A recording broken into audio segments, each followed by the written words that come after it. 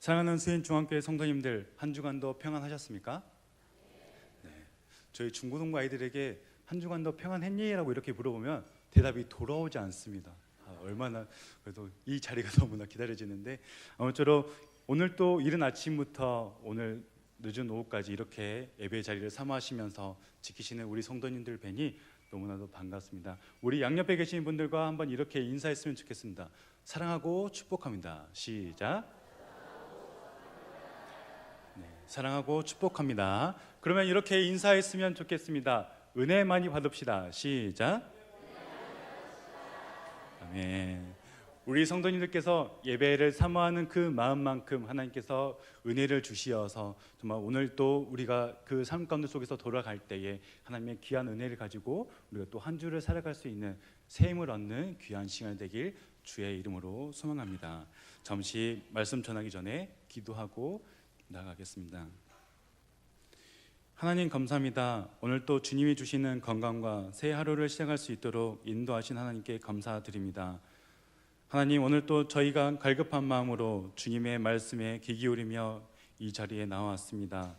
저희의 몸과 마음을 지켜주셔서 말씀을 듣고 하나님께 예배드리고 또 말씀에 순종하는 삶이 될 수 있도록 주여 인도하여 주시옵소서. 모든 것을 주께 맡겨드립니다. 감사드립니다. 거룩하신 예수 그리스도의 이름으로 기도드립니다. 우리 사랑하는 성도님들께 퀴즈를 한번 내도록 하겠습니다. 제가 몰라서일 수도 있는데 퀴즈를 한번 내도록 하겠습니다. 혹시 2000년 9월, 10월에 혹시 시드니에서 어떤 일이 있는지 아십니까? 2000년, 제가 힌트를 많이 드렸어요. 2000년 시드니에서 9월부터 10월에는 뭐가 있었습니까? 올림픽. 아멘. 우리 아동부에서 올림픽, 바로 2000년 시드니 올림픽이 있던 해입니다. 그렇다면 다시 한번 우리 성도님들께 여쭤보겠습니다. 그러면 여자 수영 10m 다이빙, 여자 수영 다이빙의 10m 플랫폼이라는 종목이 있는데 그 종목에서 금메달을 딴 사람은 누구일까요? 어렵죠?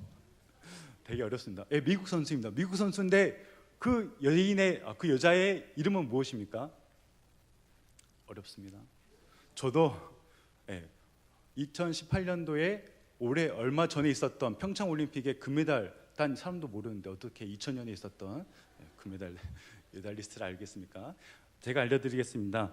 2000년 시드니 올림픽 여자 수영 다이빙 10m 플랫폼 종목에서 금메달을 수상했던 사람은 바로 로라 윌킨슨이라고 하는 이 여인입니다. 이 로라 윌킨슨은 미국을 대표하는 여자 수영 다이빙 10m 플랫폼 종목의 국가대표 선수입니다. 이 종목은 중국이라는 나라의 메달 텃밭이었기 때문에 다른 국가의 그 선수들이 쉽사리 메달을 따기 어려웠습니다. 더구나 로라 윌킨슨은 올림픽 출전하기 3개월 전에 오른쪽 발뼈 부상을 입게 되어 전치 7주라는 진단을 받게 되어서 병원에 입원하게 되었습니다. 이러한 절망적인 상황 가운데 속에 처해 있었지만 그녀는 오래전부터 꿈꾸었던 미국 국가대표로서 시드니 올림픽에 참가하고자 그녀는 포기하지 않고 마침내 그 꿈을 이루었습니다. 그런데 예선을 거쳐서 결선에 오른 그녀의 성적은 몇인지 아십니까? 모르시죠? 모르는 게 당연합니다. 이상하게 생각하시면 안 돼요. 바로 예선에 걸쳐서 결선에 오른 성적은 5위였습니다. 5위. 그 어느 누구도 그런 그녀의 성적에 대해서 손가락질하지 않았습니다. 왜냐하면 앞에서 말씀드린 것처럼 그녀는 절망적인 상황 가운데 속에서 최선을 다했기 때문입니다. 10m 플랫폼이라는 종목은 총 5차 시기에 점수를 합산하여서 순위를 결정하게 되는데 1, 2차 시기를 뛴 로라 윌킨슨의 성적은 결선에 오를 때와 마찬가지로 5위에 머무르고 있었습니다. 점수를 합산해서 보니 60점 이상의 차이가 나서 메달권과는 거리가 멀어 보였습니다. 관중과 중계진 모두는 포기하고 체념한 그때에 불가능한 일은 일어났습니다. 3차 시기서부터 1, 2위를 다투던 중국 선수들이 연거푸 실수를 하게 됩니다. 놀랍지 않습니까? 1, 2위를 다투었던 그 중국 선수들이 계속 연거푸 실수를 하더라는 겁니다. 그런데 이 로라 윌킨스는 3차 시기서부터 정말 기록적인 신기록을 갱신하면서 자신의 최고점을 이루게 되었다는 겁니다. 그래서 4차 시기에는 그 중국 선수들 1, 2위를 다투고 있는 중국 선수를 따라잡게 되고 결국 5차 시기에는 환상적인 완벽하고 아름다운 그 다이빙을 통하여서 결국에는 그녀가 금메달을 목에 걸었다는 것입니다. 전 세계 많은 언론사들은 그녀에게 인터뷰 요청을 하며 이렇게 질문합니다. 절망적인 상황 가운데 속에서 당신은 어떻게 해서 금메달을 딸 수 있었습니까? 라고 이런 질문합니다. 이런 질문 가운데 그녀는 이렇게 대답합니다. 저에게 능력 주시는 분이 이 일을 행하셨습니다. 그렇게 인터뷰가 계속해서 진행되어지고 있는데 전광판에서는 다시 한번 환상적이고 아름다운 그녀의 다이빙 모습이 비추어집니다. 많은 사람들은 환호했습니다. 그런데 언론사들은 다이빙을 하고 있는 다이빙대에 서서 이제 다이빙을 하려고 하는 그녀의 입술이 무언가를 읊조리고 있는 것을 보았습니다. 궁금해서 그 언론사의 기자들은 다시 그녀에게 묻습니다. 당신은 다이빙대에서 뛰기 전까지 무엇을 읊조리고 계십니까? 어떤 것들을 계속해서 입술로서 고백하고 계십니까? 라고 이렇게 질문합니다. 그녀는 이렇게 말합니다. 빌립보서 4장 13절 말씀이요. 이게 무엇입니까? 내게 능력 주시는 자 안에서 내가 모든 것을 할 수 있느니라. 아멘. 그녀는 불가능할 것만 같았던 자신들의 일들을 자신의 힘과 능력이 아닌 주님이 주신 힘과 능력으로 그 불가능을 가능케 했다라는 것입니다. 그렇게 하여 그녀는 시드니 올림픽에서 금메달을 땄으며 4년 후에 있었던 아테네 올림픽에서 또한 금메달을 목에 걸었고 또 세계 선수권 대회에서 1위를 차지하게 되어서 계속해서 하나님의 이름을 드높이며 영광을 올려드리는 그러한 삶을 살았다는 것입니다.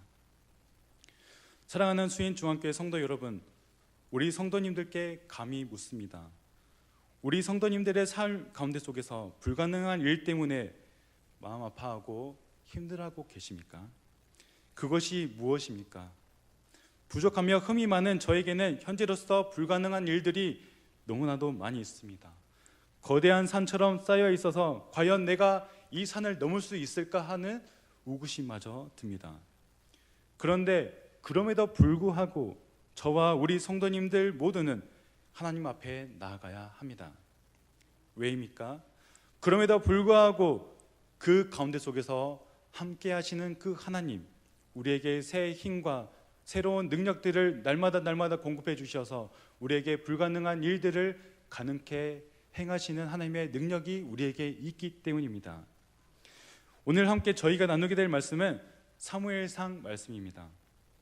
이 사무엘상 말씀을 크게 보면은 사사기에서의 사사 통치가 끝나고 새로운 형태의 통치 체제인 왕정 통치가 들어서게 된 배경과 그러한 왕정 통치가 초기 형태에 어떠했으며 왕정 통치에 있어서 결정적으로 중요한 역할을 한 그 사무엘과 그에 의해서 기름 부음 받은 사울, 또한 그 사울의 죄 가운데 속에서 새롭게 이스라엘을 통치하게 된 다윗의 이야기가 그곳에는 기술되어 있습니다. 이러한 것들이 사무엘상의 전반적인 내용입니다. 그중 저희는 사무엘상 17장 말씀을 살펴볼 텐데요, 우리 성도님들께서도 수도 없이 들어서 알고 계신 그 이야기, 바로 다윗과 골리앗의 이야기를 통해서 그동안 알고 있었지만 잊고 있었던 것, 또는 알고 있었지만 현재 우리의 삶 가운데 속에서 그런 문제들 때문에 아직까지 인지하지 못했던 것들, 오늘 이 시간 이 말씀 가운데 속에서 겸손한 모습으로 순종하는 마음으로 내려놓고 다시금 나에게 은혜 주시는 그 하나님의 말씀에 순종하며 나아가는 귀한 시간이 되길 주의 이름으로 소원합니다. 사무엘상 17장 말씀의 사건의 발단은 어디서부터 시작합니까? 사무엘상 17장의 사건의 발단은 어디서부터 시작합니까? 바로 이스라엘과 블레셋의 전쟁에서부터 시작되어집니다. 블레셋은 이스라엘과 전투하기 위해 유다의 소고라 하는 지역에 모여서 소고와 아세가 사이에 있는 에베스 담밈이라는 곳에서 진을 쳤습니다. 그리고 이스라엘 백성들은 이에 맞서서 엘라 골짜기에 진을 쳐서 총 40일 동안 그들과 대적하게 되었다라는 것입니다. 그런 그곳에 소년 다윗은 향하게 됩니다. 그 이유는 자신의 아버지인 이새의 심부름 때문이었습니다. 그곳에는 자신의 첫째부터 셋째 형인 엘리압, 아비나답, 삼마가 그곳에 있었습니다. 아버지는 다윗을 통해 볶은 곡식 한 에바와 떡 10덩이를 자신들의 아들에게, 첫째와 셋째에게 나누어 주고 치즈 10덩이는 천부장에게 주어서 자신들의 그 아들들이자 또 다윗의 형제들이 잘 있는지를 보고 그 증표를 가져오라라고 그를 그곳에 보냅니다. 그런데 그곳에 도착한 그 다윗에게는, 다윗의 그 앞에는, 다윗의 눈앞에는 엄청난 광경들이 펼쳐집니다. 두 가지가 펼쳐지게 되는데요. 첫 번째는 전쟁통 가운데 속에서, 그 난리 가운데 속에서 무사히 있는 자신들의 형제를 보았고요. 또 한 가지는 할례 받지 않는 그 이방인, 그 블레셋의 군대들 앞에 여호와의 이름, 만군의 여호와의 이름이 짓밟히고 더럽혀지고 있었다는 것을 그는 목격했습니다. 그는 노발대발하면 자신들을 모욕하고 있는, 아니 그보다 더 큰 죄인, 자신들의 하나님을 향해 모욕하고 있는 할례 받지 않는 이방인들, 블레셋의 군대들을 향해서 화가 납니다.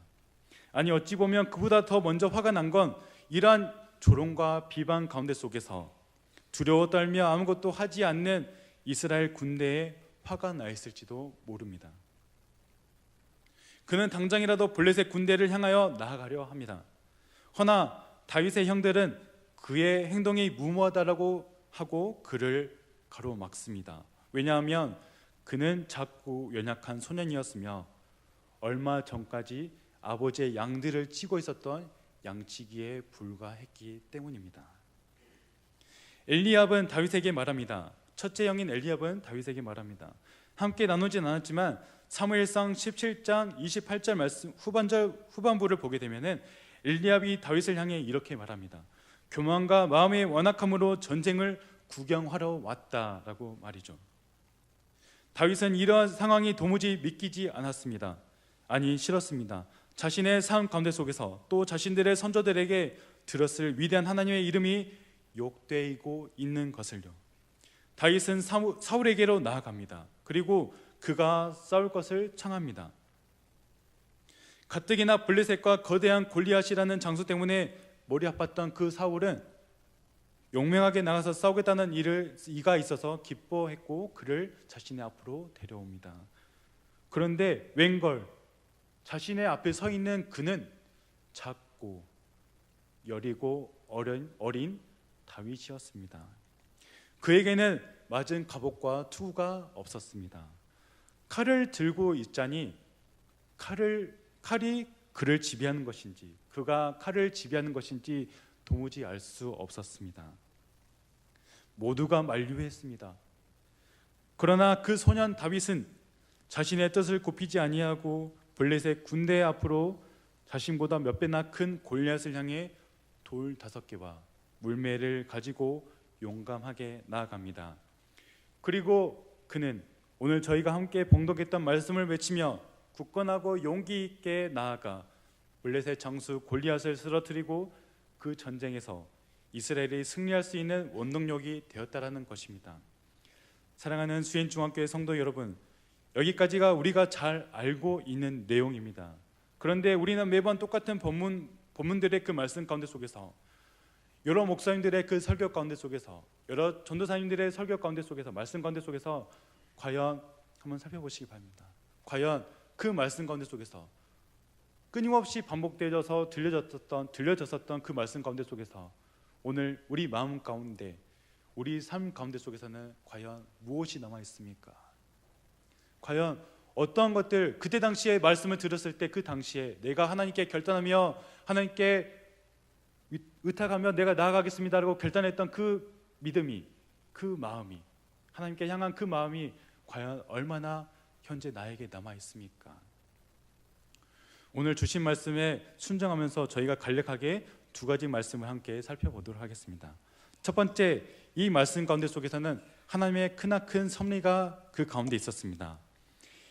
이 불가능할 것만 같은 일들은 무엇 때문에 가능하게 되었습니까? 바로 하나님의 섭리로 인해 가능하게 되었습니다. 현재 우리 눈으로는 그 후에 벌어질 일들에 대해서 미처 바라보지 못합니다. 하여 지금 나에게 주어진 상황과 환경을 바라보고 지키기에 급급하고 하나님의 놀라운 섭리를 우리는 알아차리지 못합니다. 이러한 상황 가운데 무지하고 우둔하게 서 있는 자들이 오늘 본문 말씀 가운데 속에서의 이스라엘 백성들이었습니다. 분명 하나님께서는 그 백성들을 향해서 말씀해 주고 계십니다. 전쟁은 너희에게 속한 것이 아니라 나에게 속한 것이니 너희는 두려워하지 말고 그저 가라라고 이렇게 말씀하고 계셨습니다. 그런데 그들은 어떠했습니까? 이 하나님의 놀라운 그 섭리 가운데 있었음에도 불구하고 그들은 나아가지 못했다는 것입니다. 그들은 분명 자신들의 선조들을 통하여서 위대하고 놀라운 하나님의 그 섭리를 그들은 알았습니다. 또한 그들은 체험했습니다. 그럼에도 불구하고 그들은 하나님의 놀라운 섭리 가운데 속에서 현실의 그 두려움 때문에, 그 문제들 때문에 그들은 바라보지 못하고 두려움과 떨림과 좌절과 그 절망 가운데 속에서 현실 속에 타협하여서 하나님의 그 섭리를 바라보지 못하고 하나님께 영광 올려드리지 못하고 나아갔다는 것입니다. 하지만 다윗은 하나님의 섭리를 통해 깨달았습니다. 그가 불의에 대한 용맹함이 있어서일 수도 있지만 그보다 더 가장 큰 건 모든 상황 가운데 속에서 함께 하시는 하나님의 섭리를 그는 깨달았다는 것입니다.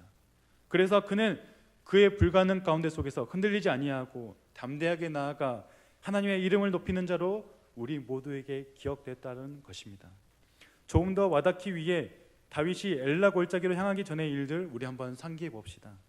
사무엘상 16장 말씀을 살펴보면은 하나님의 말씀에 거역한 사울, 그런 사울을 바라보시며 그를 왕으로 세우심을 한탄하시는 하나님, 그런 하나님께서 사무엘을 통해 새로운 이스라엘의 지도자를 세우시기 위해 이새의 집으로 보내셨습니다.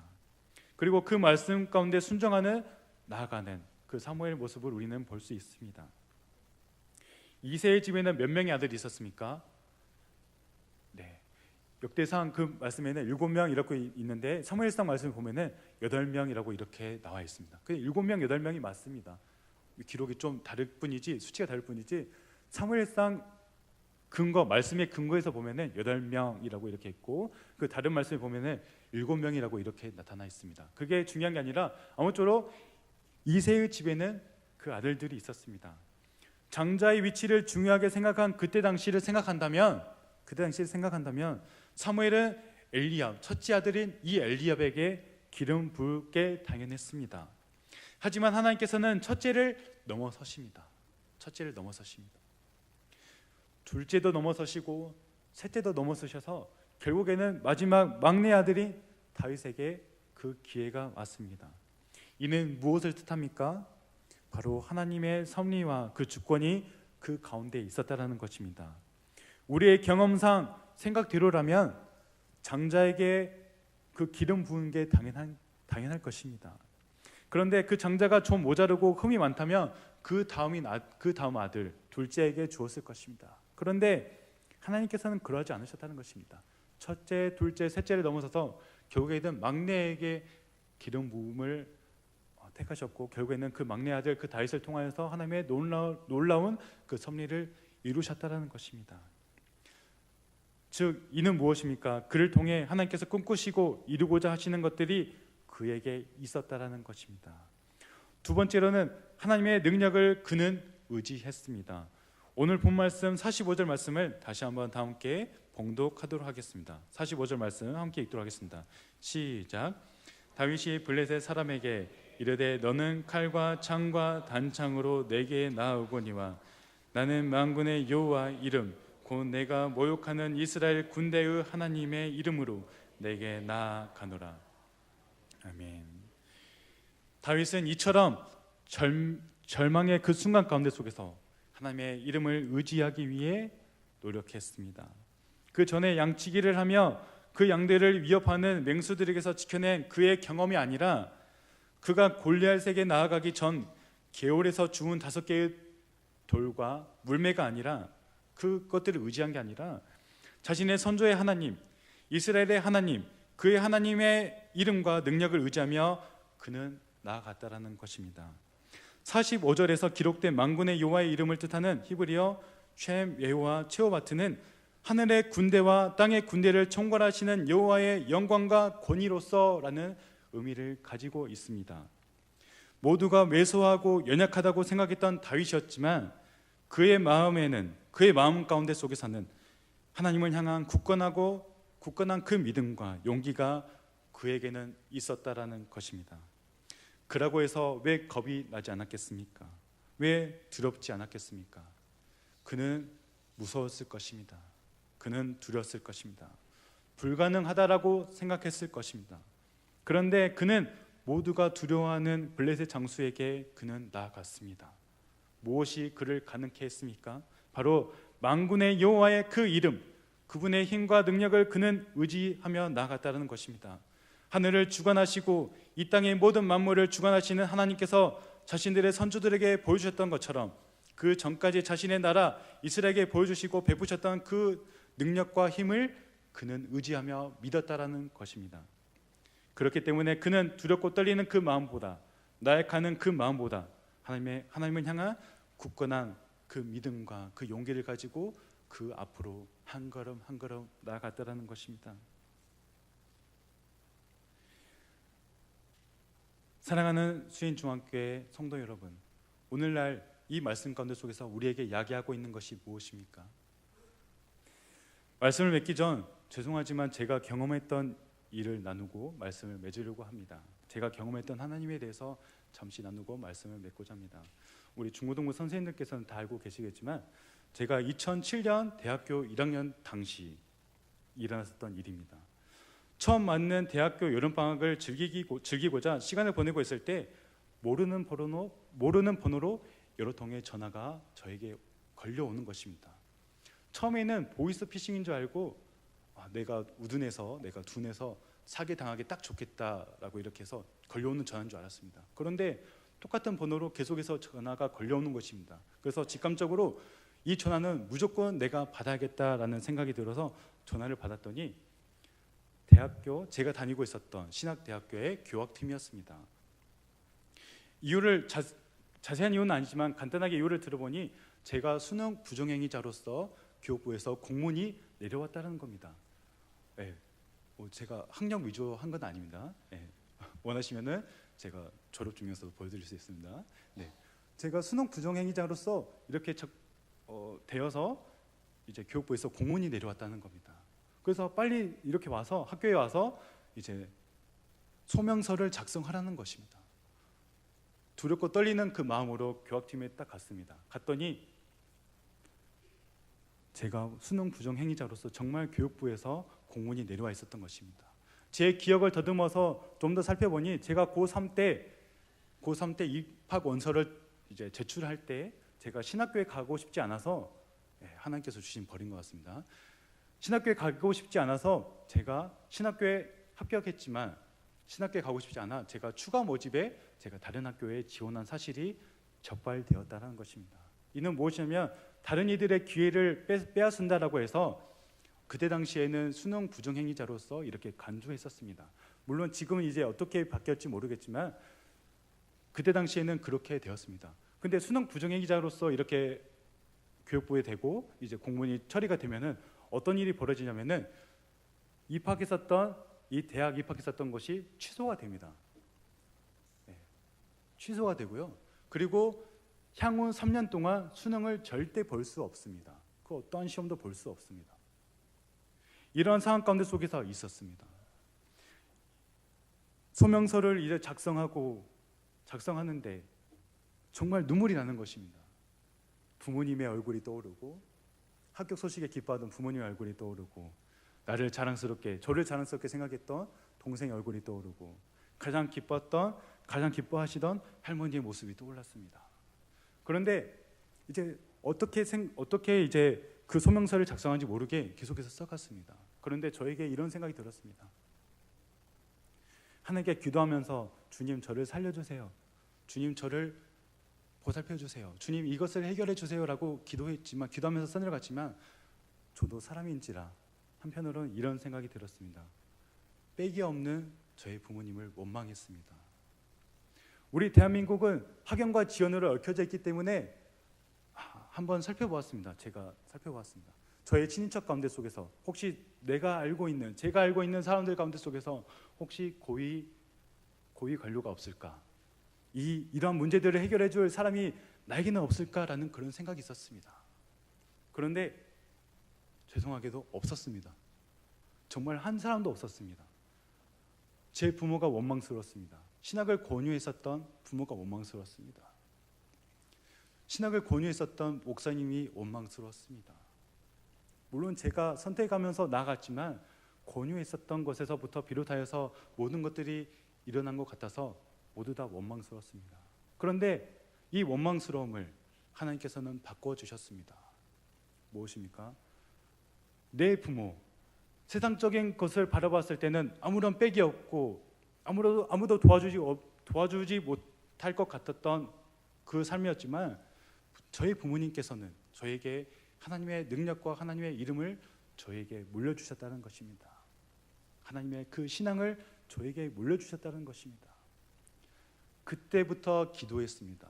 눈을 뜨는 그 순간부터 눈을 감는 그 순간까지, 잠을 일어나면서부터 잠자는 그 모든 순간까지 밥을 먹으면서도 기도하고 걸어다니면서도 기도하고 숨을 쉬는 그 순간순간마다 기도했습니다. 하나님, 저의 모든 죄를 사하여 주시옵소서. 주님, 저는 불가능합니다. 저의 주변을 살펴보니 저를 도와줄 리가 아무도 없습니다. 주님, 제가 의지할 곳은 오직 주님뿐입니다. 저에게 새 힘을 주시고 능력을 주시고 다시금 이 좌절과 절망 가운데 속에서 일어날 수 있게 인도하실 분은 오직 하나님이십니다. 내 부모 또한 하지 못합니다. 주님께서 해 주십시오. 주님께서 나를 이끌어 주십시오라고 이렇게 고백했습니다. 그랬더니 어떤 일이 일어난지 아십니까? 제가 대학을 졸업할 수 있게 되었고 대학원을 졸업할 수 있게 되었고 오늘 또 부족하고 흠이 많지만 오늘 또 은혜 자리에 서 있게 하나님께서 오늘 또 이 자리에 인도해 주셨다는 것입니다. 사랑하는 수인중앙교회 성도 여러분, 오늘 저와 그리고 우리 성도님들에게 분명히 불가능한 일들에 대해서 분명히 있을 것입니다. 자녀에 대한 문제가 될 수 있고 사업장에 대한 또 일터에 대한 문제가 될 수 있으며 다른 그 어떤 누군가에게 말하지 못할 가정의 문제가 될 수 있습니다. 그러면 무엇입니까? 답은 하나입니다. 힘들어하지 마십시오. 아파하지 마십시오. 좌절하지 마십시오. 절망하지 마십시오. 하나님께 나아오십시오. 하나님께 의탁하십시오. 하나님께 내어드리십시오. 하나님께서는 그 불가능을 가능케 해주실 것입니다. 불가능이란 단어가 뭔지 아십니까? 영어로 뭔지 아십니까? 바로 impossible입니다. 그런데 이 impossible이라는 이 단어 앞에 점을 찍게 되면은 어떤 일이 벌어진지 아십니까? I와 M의 철자 그 사이에 점을 찍게 되면은 I'm possible이 됩니다. 그건 무엇입니까? 불가능이었었지만 점을 찍게 되면 나는 가능합니다라고 이렇게 바뀌게 됩니다. 이건 무엇입니까? 내 힘으로는 할 수 없습니다. 도무지 할 수 없습니다. 내 능력으로는 도무지 할 수 없습니다. 무엇이 가능케 합니까? 만군의 여호와, 바로 하나님, 우리의 주인 되어 주시고 우리의 구원을 주신 그 하나님께서 우리에게 모든 것들을 허락해 주신다는 것입니다. 오늘 저희가 그런 모든 것을 잊지 않고 저희가 마음 가운데 품고 한 주 한 주 또 한 해 한 해 살아가면서 그 오늘 주신 그 말씀, 그 은혜를 잃지 않고 저희가 겸손함으로써 나아가는 귀한 성도님들이 그리고 저가 되길 주의 이름으로 소망합니다. 함께 말씀을 맺도록 기도하겠습니다. 하나님 감사합니다. 이 부족한 종을 통하여 하나님의 말씀을 듣게 하셨습니다. 사람의 생각과 언변들은 기억나지 않게 하여 주시고 주님이 주시는 감동과 주님이 들려주시는 말씀들을 우리 마음 가운데 남게 하여 주시어서 주님께 믿음으로 결단하기 원합니다. 저희의 마음을 주장하여 주시옵소서. 저희의 삶 가운데 속에서 불가능이 있을 때 주님의 섭리를 인정하며 주님의 힘과 능력을 의지하며 한 걸음 한 걸음 나아갈 때에 저희의 모든 삶이 불가능 가운데서 서 있을 때에 가능케 하여 주시고 부족한 가운데 있을 때에 풍족한 삶으로서 주님 이끌어 주시옵소서. 모든 것을 주께 맡겨드리오니 주님 저희와 항상 함께하여 주시옵소서. 주님의 이름으로 기도드립니다.